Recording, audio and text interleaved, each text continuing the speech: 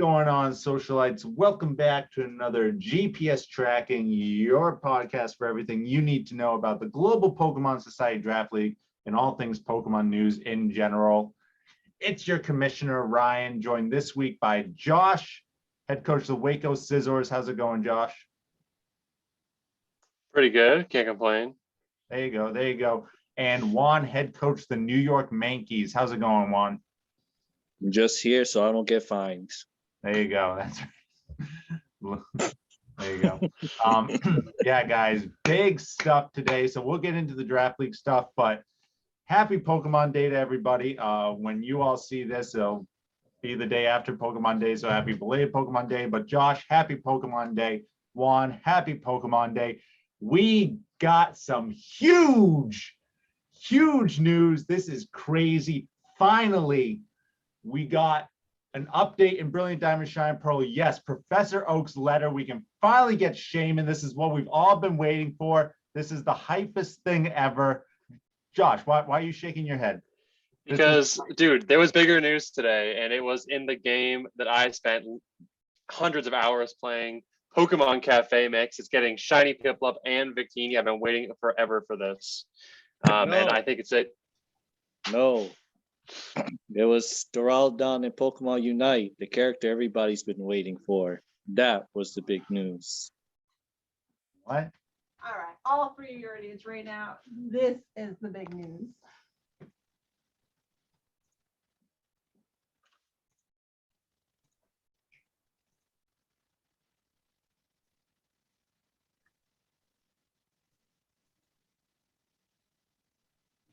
What's this? Is this like Detective Pikachu? That's what I said when I was watching. Yeah, that's what I thought. I was like, are they announcing Detective Pikachu, a new game, a new? See, look, you're like, oh, this is totally. Yeah, I wasn't expecting a new game, honestly. No, yeah. I'm still not sure that I understand nowhere. the whole security guard thing, but it's fine.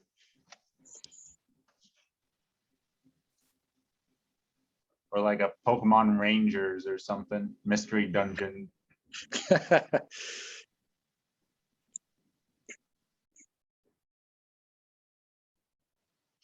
At this point, I'm still thinking it's Detective Pikachu, I'll be honest. Yeah, it has those. When I saw game, Because when it showed the coffee, I was like, that's Detective Pikachu. and then this is where I started like thinking, wait, maybe it's not. I mean, there was that Detective Pikachu game on 3DS, right? So like, it's reasonable. Yeah. I forgot about that. I think a lot of people have. Look at this. They've said that this is going to be completely open world, no borders, like no like going in or out of routes.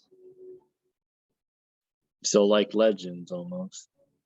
Well, even Legends though, you had to like spawn into places, you had to go back to base and all that. Like this is I have a hard time believing. Yeah, this is supposed to be like seamless. I do have a hard time believing it, but I mean, like Breath of the Wild did it in the first few months of the Switch's lifespan, so like it's totally possible.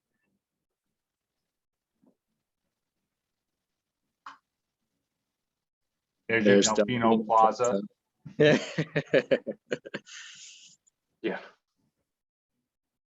Oh, I'm just noticing all the types on that plaza. That's nice. Oh, yeah.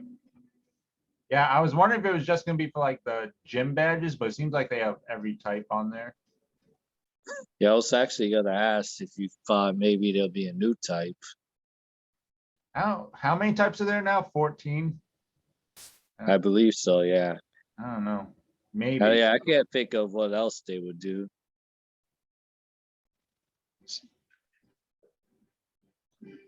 The starters. Okay. Pick your starter. What are you going with, Juan? I usually go with the fires. So you're going with Coco. Josh, what are you going with? Yeah, it's usually the waters for me. So that's Quaxley, but I feel like it's gonna depend a lot on like the final evolution. Yeah. Right now, I'm a Quaxley simp, because of that hair. But Katie wants to go with Sprigatito.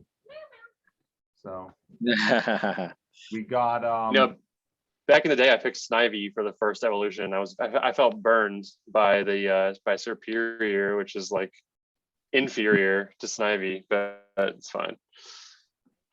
Oh yeah, for sure. I'm just gonna pull up real quick the stuff that they dropped on the official website. So we'll go to that.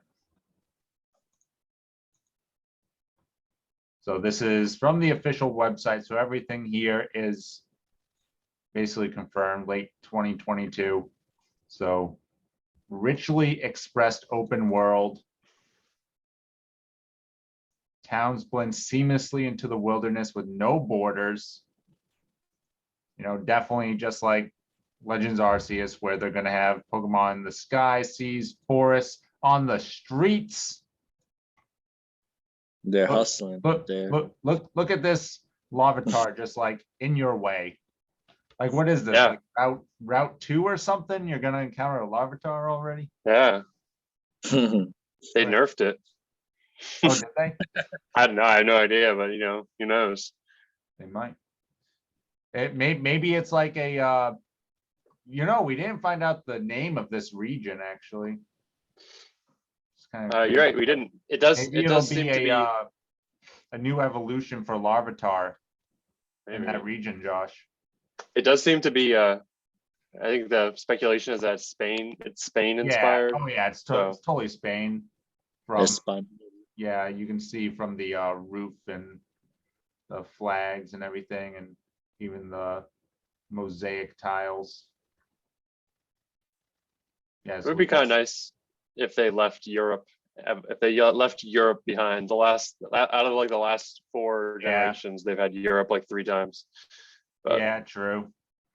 I wanted like a Africa one, like Egypt.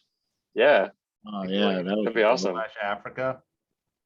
Because they have a lot of Egyptian inspired Pokemon, so I mean those could just pop up there and then have like new ones.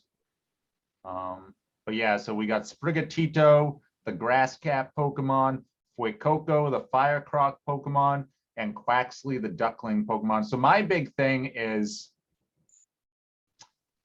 unless something crazy happens with Fuecoco, they've completely destroyed the Chinese Zodiac of all the fire starters.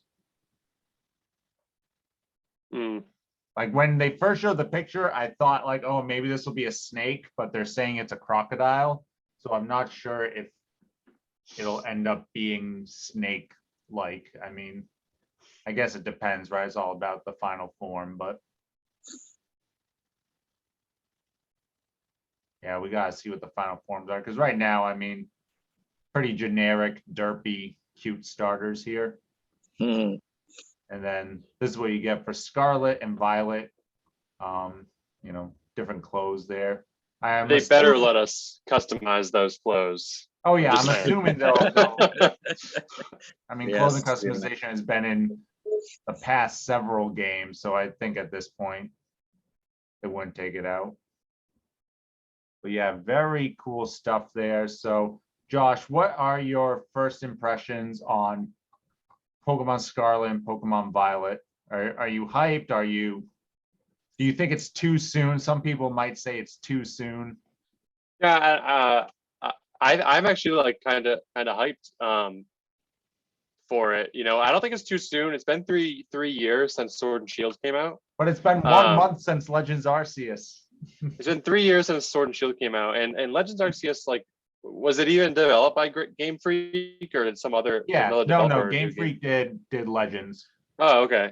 Yep. Well, regardless, like, yeah, BDSP just came out, but Game Freak didn't do that. And Sword and Shield's it's been 3 years, and I don't know what was the distance between Sword and Shield and like Sun and Moon? Like what, 4 years? Yeah, it's 4 years. maybe? You use like a 4 year But like, cycle. But like that was a leap, right, from 3DS to Switch, and so now they've been developing on Switch for a while. Maybe they expanded their team. I don't know. So I don't think it's too soon. I mean, look, there's a new Call of Duty game every year, and the gameplay is like almost the same in every Call of Duty game. So like, I think they could. But they haven't had a totally do good this. Call of Duty game in like 5 games. Well, I don't know. there might be some debate about that, but regardless, I think this looks really good. Yeah, I mean the open world looks good. I think the setting looks really good. The textures on some of the Pokemon look really good. Like there was a Viper, you can see its scales. Yeah. Um, Well, speaking of textures, what do you think about Magnemite being like a chromy kind of shiny? It actually had Yeah, I think shine to it. cool. Yeah, I'm looking. Do you think that'll be I'd like to see something more of that that. you could see on more like metal Pokemon, like Steelix with that sort of look, or Yeah. I think that's totally fine. Like I don't know, and it helps differentiate them too from just like a rock Pokemon. You know, that might just be gray. Yeah. So yeah, I mean, this looks like a nice, you know, probably big improvements on the wild area from Sword and Shield, which was eh. Adopting a lot of the Legends Arceus stuff, Arceus, whatever.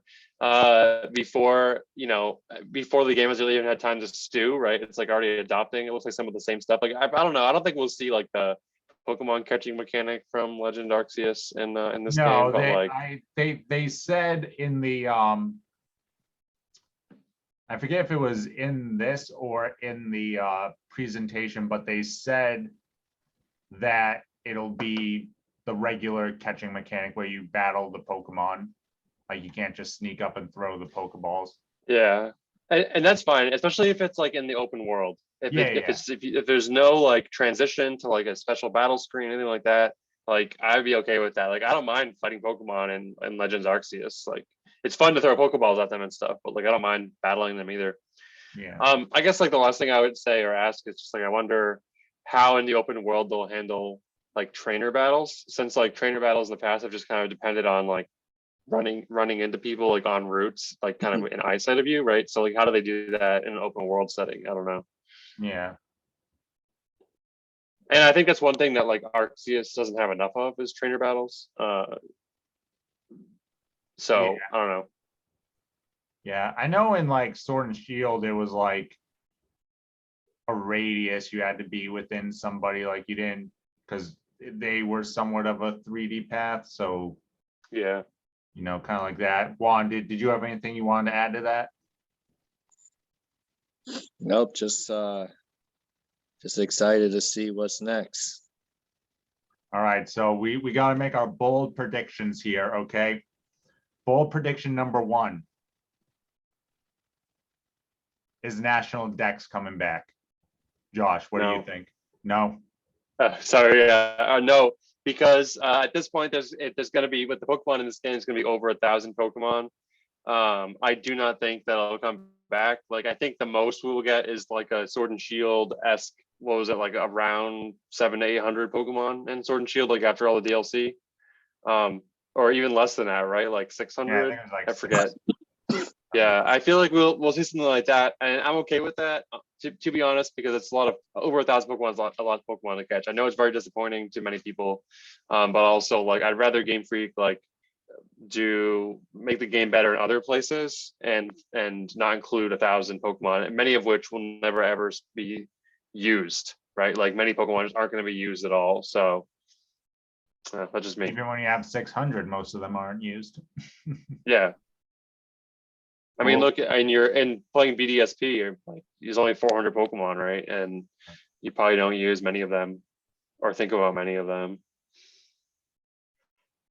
What do you think, Juan? National Dex, is it coming back in Gen 9? I wouldn't be surprised if it did, but me personally, I'm with Josh. I'd rather it not.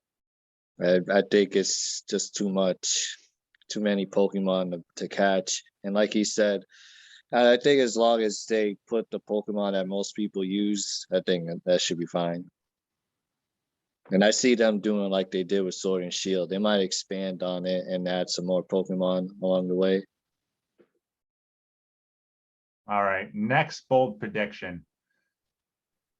Just looking at the starters, knowing nothing about them, which one do you think will be the best in like a mainline competitive sense? So like in Gen 8, it was close between Rillaboom and Cinderace, but probably Rillaboom's better, just because it's better in doubles. In Gen 7, it was Incineroar was the best. In Gen 6, it was Greninja. So which of these, just based on their starting forms, we got nothing. Josh, who do you think is going to be the cream of the crop when it comes to battling? Well, I'm gonna hope for Quaxley, but I mean, like, I think it's gonna depend on like whether they get a second type or not. Because there are so many other water Pokemon to contend with that it'll be tough. It'll be tough for Quaxley to make that spot. What do you think? I'm gonna say Quaxley. Here I'm going with Coco. I think Donald Duck's lost nephew could be could be the one out of the three that might be the best. All right, so you're going with Puey Coco. No, I'm going with Quaxley. So both of you are going with Quaxley. Okay. I was gonna say I could see Sprigatito. For some reason, cat Pokemon usually get some like pretty good moves, like fake out Snarl. So depending on what it could do, like it could have the move set for like competitive. Although grass isn't necessarily like the best typing. So we will see about that. But okay, last bold prediction. I guess Juan, you kind of alluded to it, but will we see something totally game defining, such as a new type added to this game? Just like something that completely throws it on its head, or Sonny, even put that, are they gonna have something like Mega Evolutions come back, or is it gonna be something completely new? Just do you think there will be a gimmick? Yes. I mean, I feel like there's been a gimmick in almost every generation. Yeah, well, yeah, ever since Gen 6, there's been a gimmick. Well, the past several ones. I was thinking that this morning when I saw the trailer, like, is there gonna be a new type? Because what was you guys know better than me, when was Fairy added? 6. So it's been 3 generations. So it's been a couple of generations. But then I was thinking, like, what would they do for a new type? But well, no one thought Fairy would be a new type. Like no one was thinking, Fairy type. They're just gonna pull something out of their butts and they'll be like, oh yeah, okay. Well, maybe there'll be a Warlock type or something. I don't know. Magic type. Yeah. A lot of Magic users are considered psychic, but Magic doesn't just come from the mind; it comes from the heart. But yeah, there could be a new type of evolution as well. Yeah. Well, what do you think, Josh? Yeah, so I think one, they're definitely, clearly Game Freak does not care that much. That's what it seems like to me about like bringing back Mega Evolutions, despite the fact that everybody wants them so badly. So I feel like they'll do another type of battle mechanic like Dynamax that like it's just like we could just had Mega Evolutions instead. But there we go. And then second, I don't think they'll introduce a new type because I feel like Fairy kind of plugged the hole, right, of like having another type that was like effective against Dragon. So I think like what we would see instead maybe is like Pokemon type combos that we haven't seen before. Yeah, for sure. Well, very exciting stuff for sure. Happy Pokemon Day 2022. Yeah, I don't think it could get much more hype than this, but, and Josh, you and I were kind of talking about this before we started the podcast, but they did leave out one big thing from this Pokemon Day announcement, and that was home compatibility for Brilliant Diamond, Shine Pearl, and Legends Arceus. I really thought today we were going to get it, so that is a bit of a letdown. At this point, when do you think we'll get it, Josh? Well, look, and some of the art for this, some of the screenshots here for Scarlet and Violet, right? There's Hisui and Zoroark, right? It's actually on the screen right now, for me at least. So like, I feel like soon we'll get something, right? Because like, unless there's for some reason Hisui and Zoroark inside Scarlet and Violet, just like natively. I feel like that's something that'll happen sooner rather than later. But I mean, it's been a few months now for BDSP, and they haven't done it, so I don't know what kind of schedule they're working on. Yeah, true. Hopefully it is soon, but again, we never know now. I never know what to predict with Game Freak. All right, let's transition back to the draft league, the Global Pokemon Society Draft League. We're going to take a look at the minors. They just finished the third week of their season here, and they got one undefeated team left, the Chicago Slow Kings, up there 3-0. Then there's a slew of 2-1 teams: Phoenix Primals, Diamond Desert Dwellers, Chicago Scrafty, El Paso Electros, the Mighty Psyducks at 1-2, and then Daytona and Florida both sitting at 0-3. Have you guys been paying attention to the minors at all this season? Josh, I know you're kind of like out of the league, but Well, just looking at the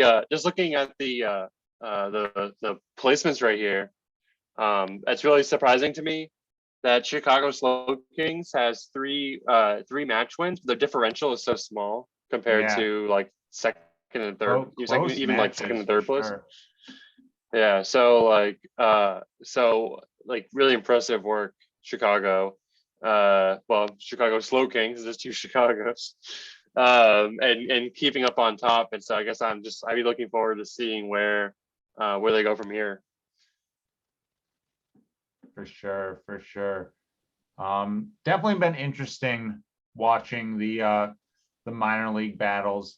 I just want to tell people that you can switch out a Parish song. It's okay. It's okay to not die to Parish song. You're not trapped when they do Parish song. You can switch out unless something else is going on, but everything I've watched, nothing else has been going on. Yeah, so that's our minor league stuff, but let's hop right over to the majors here, as we have quite a bit of like disparity. I think it could have been a bunch of 3-1 teams and a bunch of 1-3 teams if Vero had lost to Charm City. So they at least give us a couple teams at 500. But we got 3 4-0 teams still: the Boston Braviaries, Paris Saint-Germain, and the Tuscaloosa Town Flames, all at 4-0. Then we got 4 3-1 teams: Oklahoma Thunderous, the Lavender Town Gangars, Pittsburgh Poltergeist, and the Denver Ninetails. Our 2-2-2 teams that just faced off this past week: Vero Beach Volcaronas and Charm City Charizards. Then scrolling down a little bit, we got 4 1-3 teams: the New York Yankees represent one, Memphis Muse, Driftvale City Dragonpols, and the Buffalo Bidoofs. And then 3 0-4 teams: the LA Kinglers, Black City Zekrom, and the Tokyo Togekiss. So a couple things, just looking at this real quick. One, Boston and Paris both face off this week coming up, so someone's going to get knocked out there. So yeah, there's that. And then Juan, you're actually in playoff position in that 10 seed. Yeah, I got an unfortunate forfeit win, but Yeah. hey, I'll take a win. Yeah, it would have been nice to get some points though. Yeah, it, that's but, true. I've I've got cold this week, so it's a battle of 2 1-3 teams. There you go. I think you got them. But you kind of brought it up, Juan. I want to touch upon a lot of forfeits this season. I think we've already had like 5 or 6, and usually we only have like 2 or 3 for a whole season. So not even really halfway through, and already so many forfeits. So that is kind of disheartening, because again, it kind of, you see like a team like Denver that's 3-1, or Pittsburgh that's 3-1, and they both got forfeit wins, so their differential's really low. And Juan, you're fighting for that playoff spot now. You would have liked to pick up a few points. in your if you were able to win that match. So, you know, it's good to have a game win, but not getting the points always hurts. Mhm. All right. So do you guys want to talk about this top battle here? Because there's a lot of implications going on this week. So you got the top two teams right now in the rankings. They're both in the same division. PSG has had my number the past 2 seasons, beating me. But I will say that this season I have definitely faced stiffer competition than them. I had to face Juan, definitely the best up and coming team in the league right now. And then I had to face Pittsburgh. I had to face Charm City, and I had to face Denver. And PSG has faced Driftvale, Black City, Tokyo, and who was the last person that they faced? Oh, and Buffalo. You still do strength of season, right? Or am I? I usually Not. start tallying that towards the end because I don't feel Oh, like, okay. yeah, I don't feel like changing it every week because I don't have like a formula for it that it can draw off of. So I usually just do that. So I do a little Okay. later, but I mean, you can see the strength of schedule, Yeah. really. Oh, yeah. So I don't know. We'll see. It's gonna be tough for sure because he does have a good team. I'm just wondering if he's been tested yet, you know, and the test is coming. But I don't know. I mean, like, I know you said just pointed out the strength of season being low, but like, look, Paris has 2 of the top 5 best performing Pokemon. that I is don't know. that is true. But then again, like, I had the best performing Pokemon last season, and I only ended up on like the very end of the finals, so the playoffs. So I just barely squeaked in. Doesn't really mean anything. Yeah. Inflated stats, you know, Mike Trout numbers, getting all the home runs and everything, but he's on a sucker team. So that's all that is, you know. You're the all-pro wide receiver and your team's going 3-14 or whatever, but you know, you're scoring 12 touchdowns. So I say I like PSG's chances, but I will take Boston. I think Boston will win.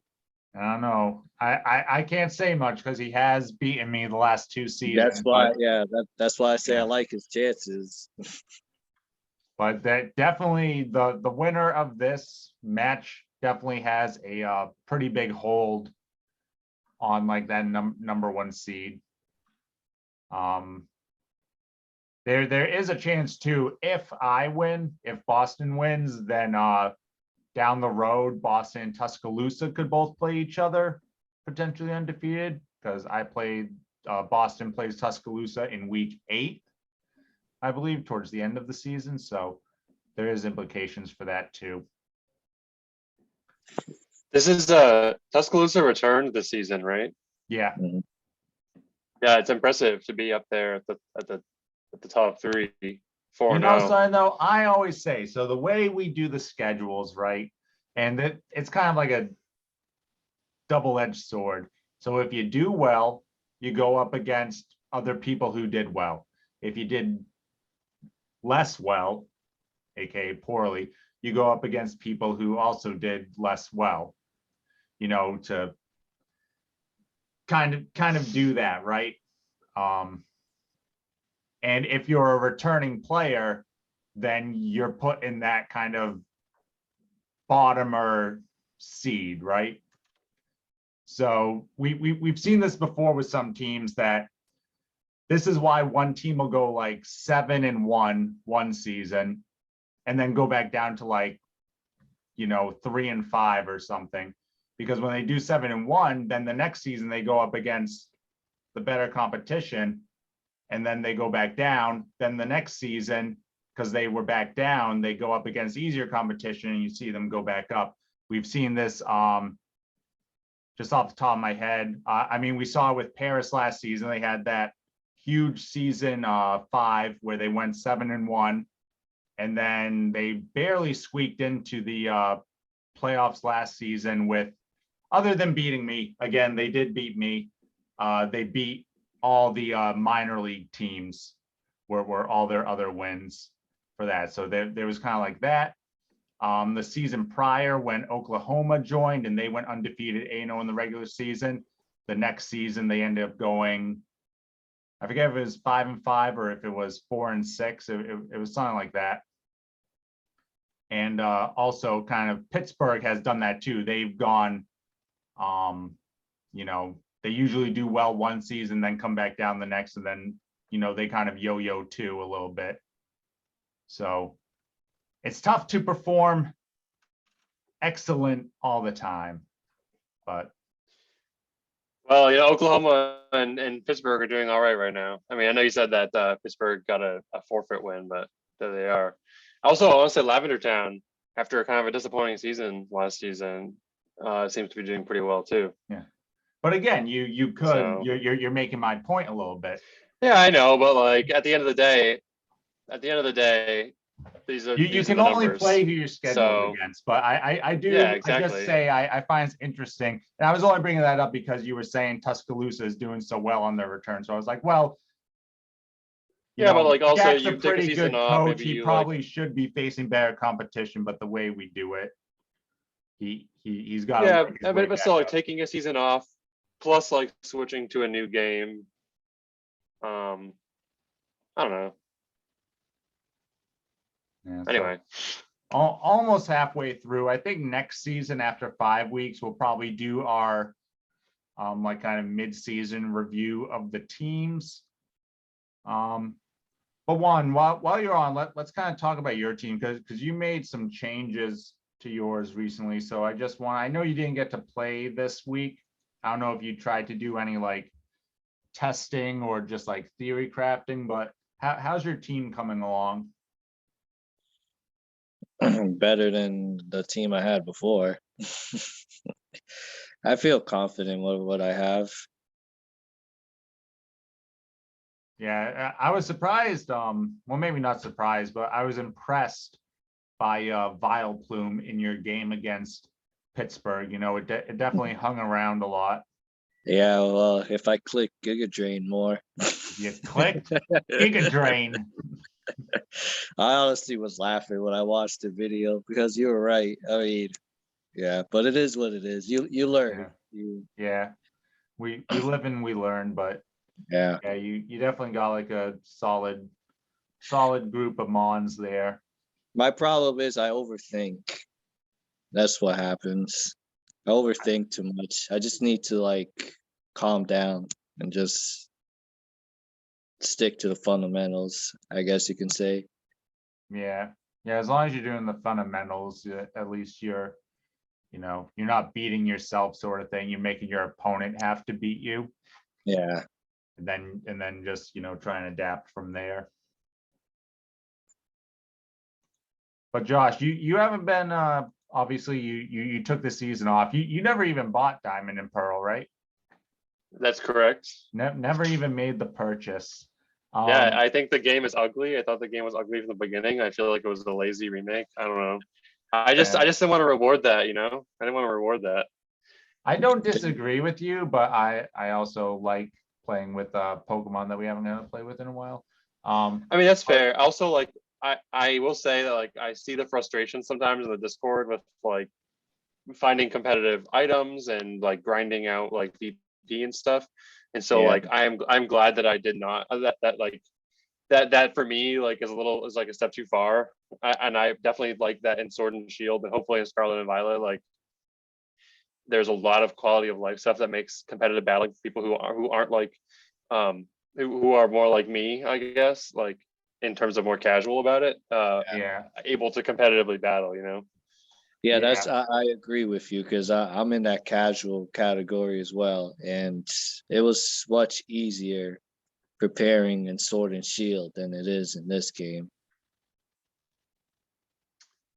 Yeah, no, I definitely agree with that.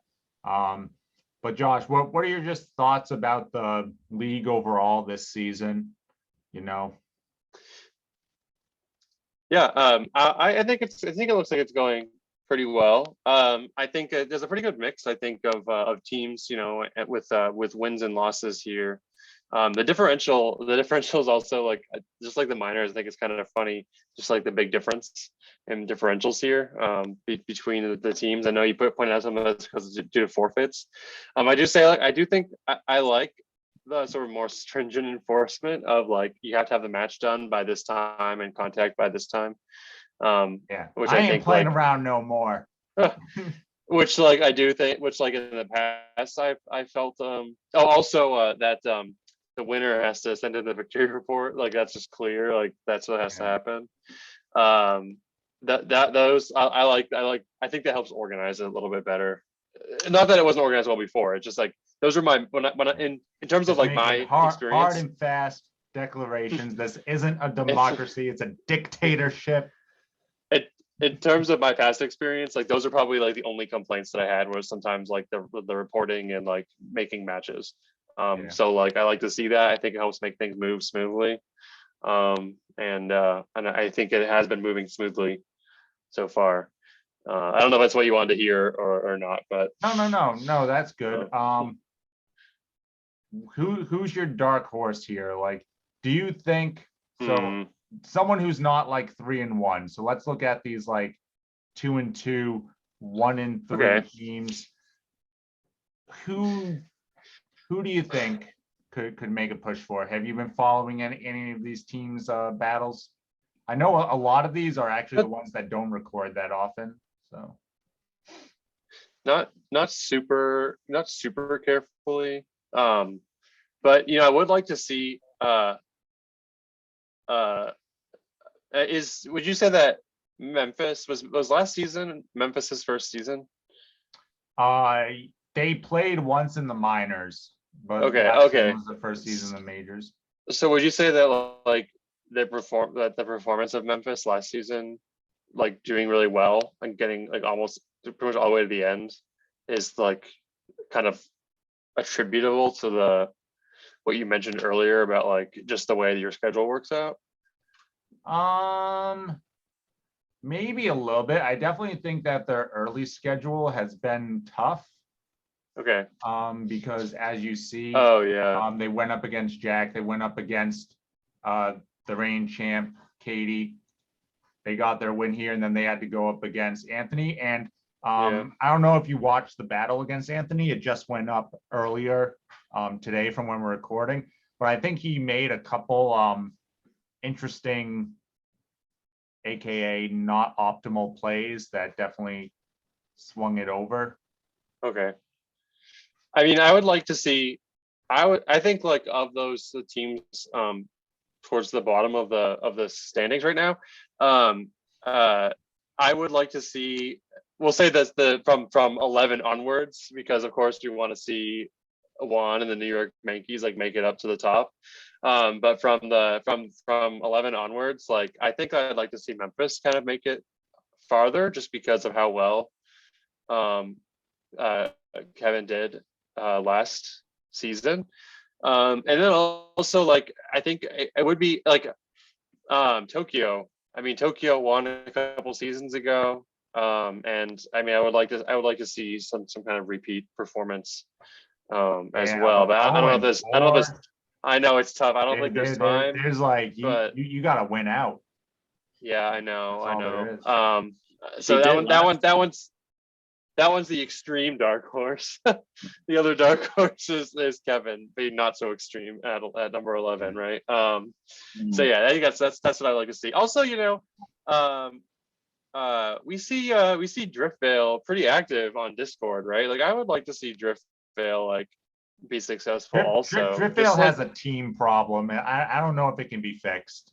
Well, just like in terms of sociability, I'd like to see Driftvale like make it up. Yeah, no, we all love Cole, but I don't know what he did with the team this season.